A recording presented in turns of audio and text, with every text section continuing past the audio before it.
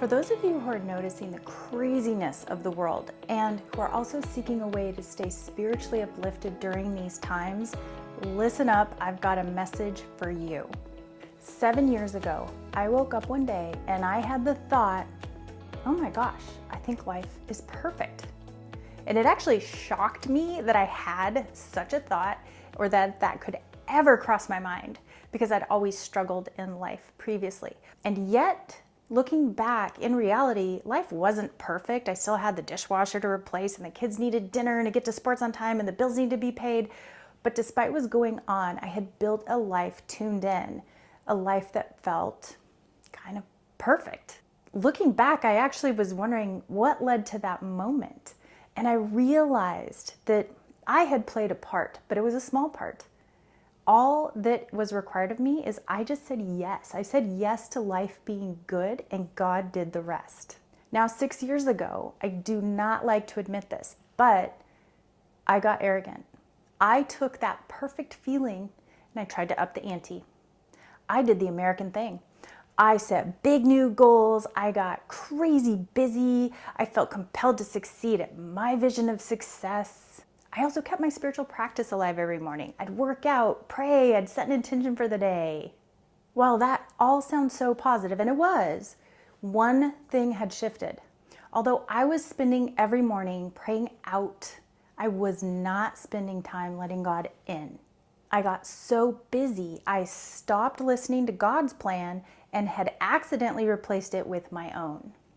Well, last year I had a massive wall of burnout. And as a coach, this was really embarrassing to admit to myself. First, I had to own that I was caring so much for others, I'd put myself second. I was also pushing to maximize my life purpose, but on my own terms. But the burnout was the feedback, and I had to concede because I'd hit a physical limit.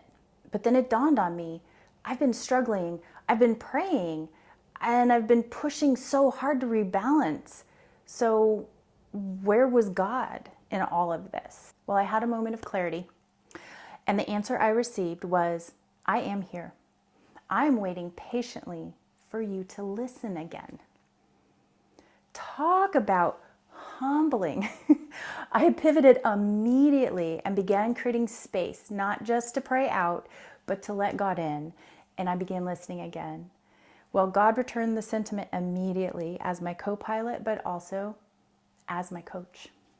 The surprising part, the social anxiety that I had been struggling with for many, many years, and that had returned over those last 6 years, I had gone to therapy for different types of therapies.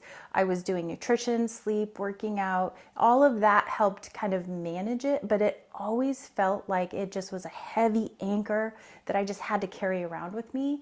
And I just thought, oh, okay, this is the new norm. And I actually ended up blaming it on COVID. When I was shown I needed just to return, I began to read God's word and receive God's wisdom, love, and guidance again. And a few months ago, I realized I hadn't experienced any social anxiety. It was just gone. It didn't have any energy in my body or my mind. And what really woke me up is that I didn't even ask for it to be gone. It was just the result of tuning back in with God. I've always said to my clients, if you want to tune up, tune in. This year, it's been placed upon my heart to facilitate coaching with God. Because, friends, we need not walk the harder path. There is enough going on in the world, and we don't need to do it alone. And consider this, to be self-referenced is to choose to walk alone. And there's a way that is better than ours. There's a perspective that is higher than ours.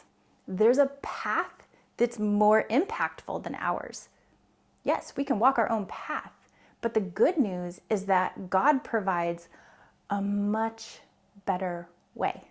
Now, I'm not saying life's going to become perfect if you take this class, but what I am saying is that we can choose to show up equipped. If this message is speaking directly to your heart, I invite you to join us January 28th, 2026 for Coaching with God. This class is an integration of 20 years of coaching experience and God's invitation to rise above the storm through faith and virtue. So please share this message with anyone who may need to hear it. Together in 2026, let's elevate with the power of God's love, wisdom, and virtue at our side. All right, I'll sign off for now, but I invite you to stay grounded, stay grateful, and stay with God.